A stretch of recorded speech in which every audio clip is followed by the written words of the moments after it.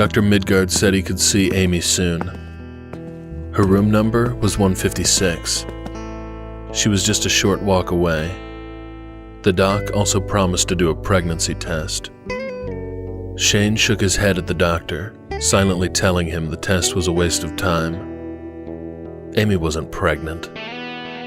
Crazy? Maybe.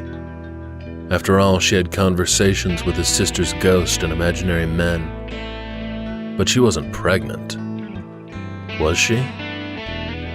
Dr. Midgard told him they'd run the test just to be certain, because the doctor himself needed to know if he was caring for 1 or 2 lives. Walking a ditch into the beige tiles of the tight room wasn't much better than sitting in one of the hard chairs in the waiting room. But at least he was moving and his blood was pumping. Hot and fast. The face of the freaky fuck in the green leather pants flashed in his mind. Who the hell was he? Had he made the lights bounce in his mind? Or was Shane suffering from PTSD? Too much shit. Amy missing. Amy hurt. A strange jewel stuck in her skin. Satanic ritual? And a boy that seemed so familiar to Shane. More like a brother than Scooter. His own blood. More like a brother than the soldiers he fought beside. Some seriously fucked up shit.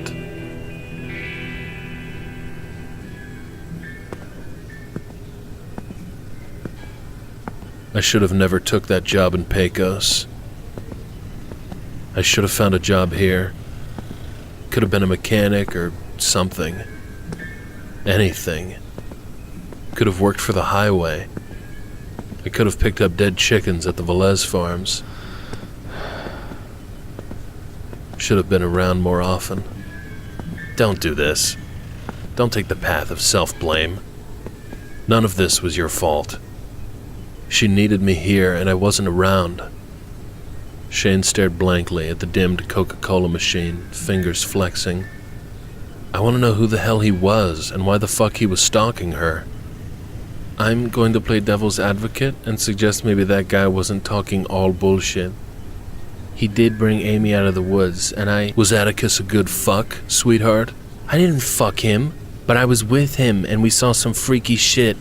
Hundreds of birds started dropping snakes and turtles, and Atticus... Shane punched the Coke machine. Fuck Atticus.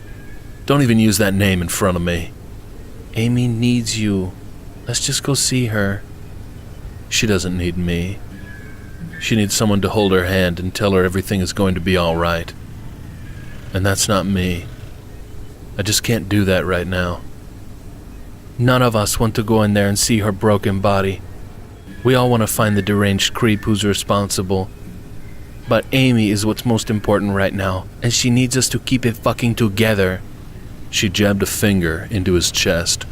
So man the fuck up, grow a set, and get your ass in that hospital room where you belong.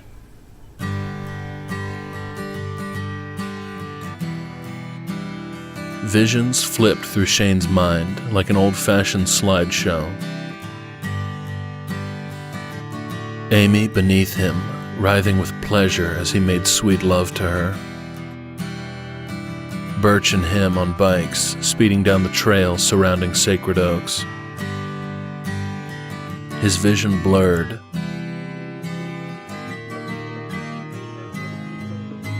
Mind fogged with incoherent thoughts. Amy had asked him to pick up a gallon of milk and he had forgotten all about it. Did he feed Alamo? He needed to get to the junkyard and find a carburetor for the jalopy. Birch placed a hand on Shane's shoulder. Shane spun and rushed Birch against the rutted cement wall. You need to fight? Get it out of your system. Carmen's right. Get it together, Baker. You can't keep taking this out on us or yourself. Shane released his grip on Birch's collar. I can do whatever the fuck I want to fucking do. Abe, the crazy fuck, dressed in a charcoal gray trench coat and a floppy hat, stepped toward the vending machine.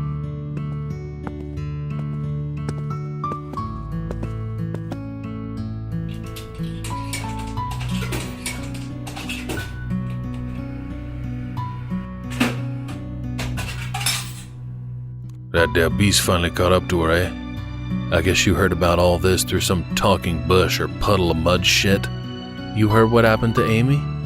Done heard it over the scanner while skinning a fat possum for supper. What did you say about a beast finally catching Amy? Just more bullshit. Old man's been flinging bullshit his whole life. She done said a beast was getting after her. I don't doubt it either. Not after that there strange one brought me the knife in my vision. I'd figure it was meant for her.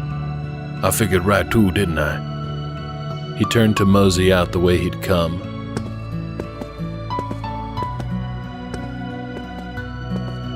Who's Atticus? He glanced over his left shoulder, his dark eyes peering at Shane from between the brim of his floppy old hat and the gray of his beard. Fuck if I know. Somebody better start making some sense here. I'm sick of all this devil-worshipping satanic cult Cursed Woods mumbo bullshit. I hate to say this, but I might have to side with Abe on this one. Amy might not be crazy, and there may actually be something after her. I'll be by later to check on her. Sure hope she's alright. With both fists, he pounded the Coca-Cola machine. Fuck! He kept hitting, again and again, when his knuckles bled, security to the ER. And even when his vision went red. Shane grabbed for the vending machine and tipped it over. Several orderlies ran into the room. Shane clipped one in the jaw and sent him to his ass. 3 men in scrubs struggled to restrain him. Trank! Shane felt a prick in his left shoulder. I'm gonna beat all you mother... Shane's legs became jelly. The room spun. Voices dimmed, now even more distant and incoherent. And then...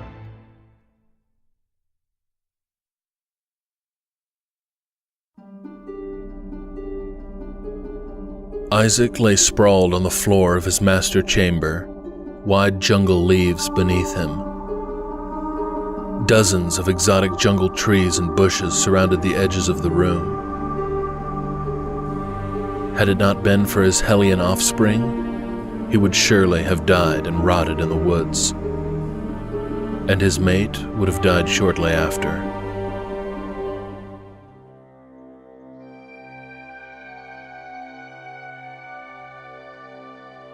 It was unclear how long he had been lying unconscious before opening his eyes and realizing he was back in the mansion, his temporary lair while in the realm of Texas.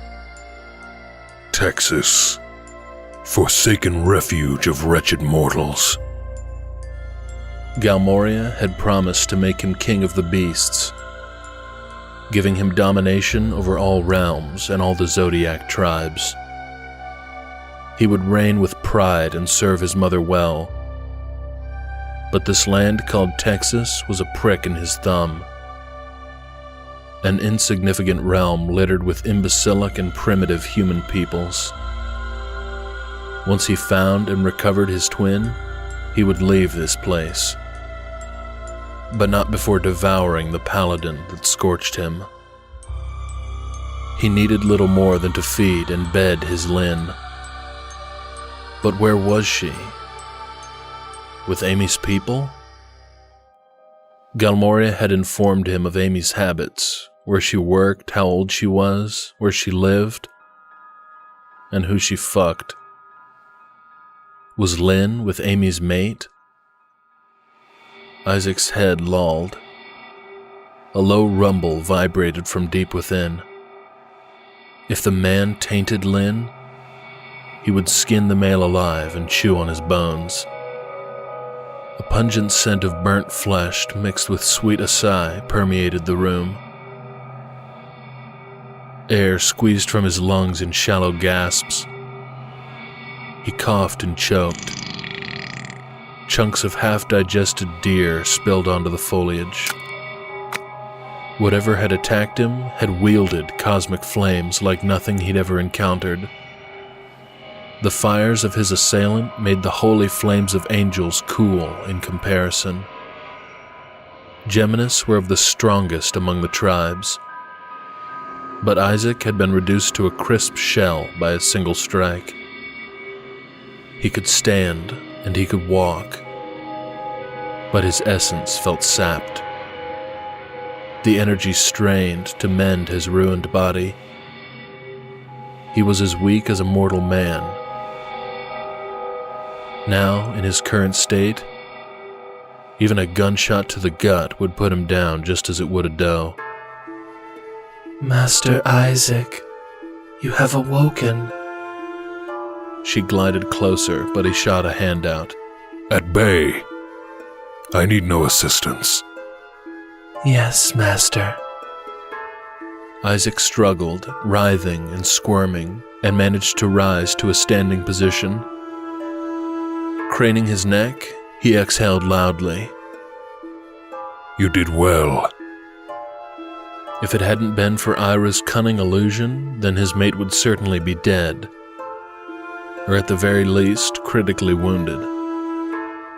But it had all been part of Galmoria's test. You served me well. My honor and my pleasure, Master. I have given her a new vessel to occupy, but it is crucial that I find her, for she will come into heat soon and require my seed. If she cannot acquire my seed, she will become frenzied. You cannot leave yet, Master. You are far too weak. I have no choice. He flicked his skeletal hand at her. Lynn's essence will send the local humans into chaos. It will be Sodom and Gomorrah in Texas. What do you care of this Texas? Chaos will attract the attention of the ill-begotten slayers. I must find her before they do. I beg you, Master. You should not leave your haven. Isaac snarled, his arms twisted and bent, his gait wobbly. Move out of my way. He fell onto his face. Wetness bloomed across his forehead and cheeks, and he tasted blood. Muscles and tendons screamed with renewed pain. Isaac pushed himself, strained and summoned all his might, but only managed to roll to his side. She won't make it without me. She needs me. Ira knelt beside him. You will only bring about your own death if you try to leave. Let me fetch Mistress Lynn for you. Isaac closed his eyes and breathed deep. She will be rabid with lust and possessiveness. The moment you turn corporeal to grab her, she will destroy you like papier-mâché. A vixen in heat cannot be reasoned with. I cannot send you. I would be sentencing you to your final death. Ira nodded. For all wraiths knew the Geminis possessed the power to banish them back to purgatory in an excruciating fashion. Even recently born vixens, like his twin, possessed the innate ability. Isaac motioned Ira forward. Ira offered herself as a crutch and wobbled Isaac to the greenery where he had lay earlier. What of Lynn? What do we do? We wait until I am well enough to pursue and meet her need. Until then, may whatever god the humans pray to bless this wretched land of Texas.